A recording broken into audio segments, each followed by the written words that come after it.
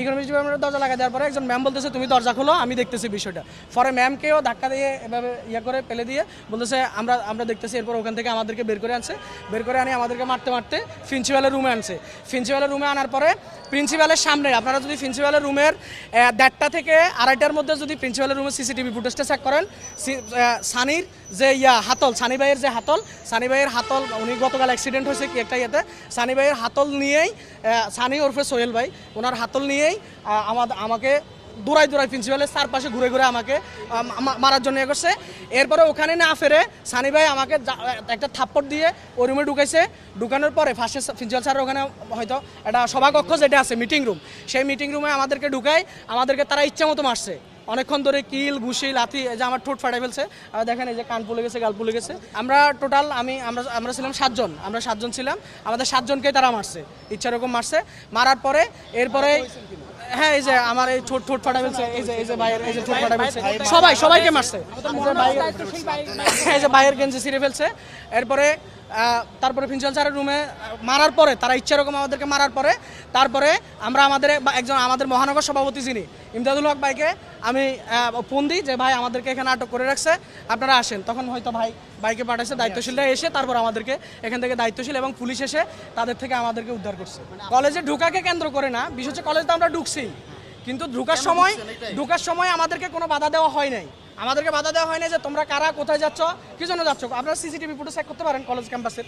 আমাদেরকে কোনো বাধা দেওয়া হয় নাই, কিন্তু যখন আমরা স্যারের ওখানে গেছি, জসিম স্যারের সাথে যখন সাক্ষাৎ করতে গেছি, তখনই আমাদের সাথে এই পরিকল্পিতভাবেই মব সৃষ্টি করে আমাদের উপর এলোপাতারি গণদোলায় আমাদেরকে দিচ্ছে। তারা প্রায় 40-50 জন ছিল এখানে। যে প্রিন্সিপাল স্যার বা দায়িত্বশীল যারা তাদের সাথে কথা বলবো। আমরা ক্যাম্পাসে আসার সাথে সাথে এখানে অতর্কিতভাবে অনেকগুলি ছেলে আমাদের উপর হামলা করে। আমি তাদের পরিচয় জানি না, নিঃসন্দেহে তারা কোনো আক্রোশের বসবাস এটা করে। আমাকে সেভ করতে গিয়ে আমার এই ভাই আহত হয়েছেন। পরবর্তীতে আমাদের এখানে ছাত্রদলের অনেকে আমাদের সাথে কথা বলে, আমাদের সাথে উদ্ধত আচরণ করে। এখানে পুলিশ এসে পরবর্তীতে পরিস্থিতি কিছুটা শান্ত করার চেষ্টা করে। আমরা দাবি জানাচ্ছি এখান থেকে সিসি ফুটেজ যেগুলো আছে এগুলো কালেক্ট করার জন্য। এটা তো ফ্যাসিস্ট আমলের কোনো সময় না, যে সময়টা এসে শেখ হাসিনা ছাত্রলীগ যেভাবে করতো, তারেক রহমানের ছাত্রদল সে আচরণটা করবে। আমরা তো এটা চাচ্ছি না।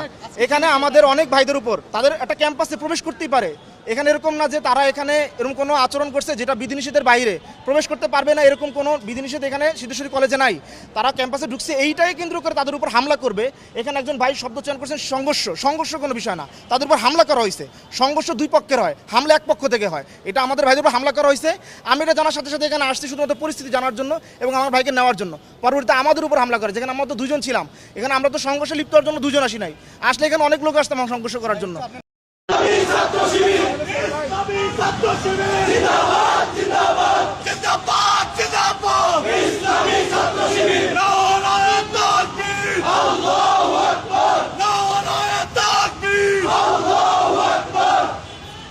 আমরা দেখতে পাচ্ছি শিবিরের একটি বিক্ষোভ মিছিল ইতিমধ্যেই মৌচাক হয়ে সিদ্ধেশ্বরী হয়ে মগবাজারের দিকে যাচ্ছে এবং তারা সেই সিদ্ধেশ্বরী কলেজের সামনে থেকেই এই মিছিলটি নিয়ে কিন্তু তারা এগোচ্ছে।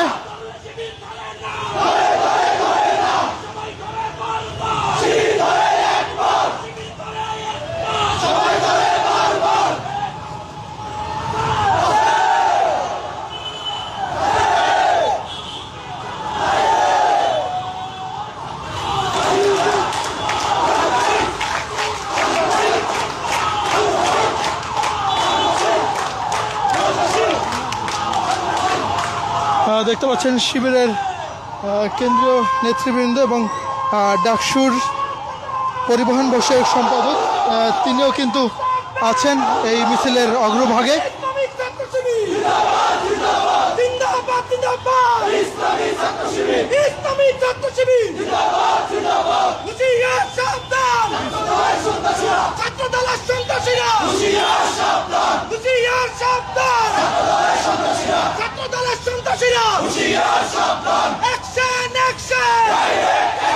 সন্ত্রাসীদের বিরুদ্ধে আমরা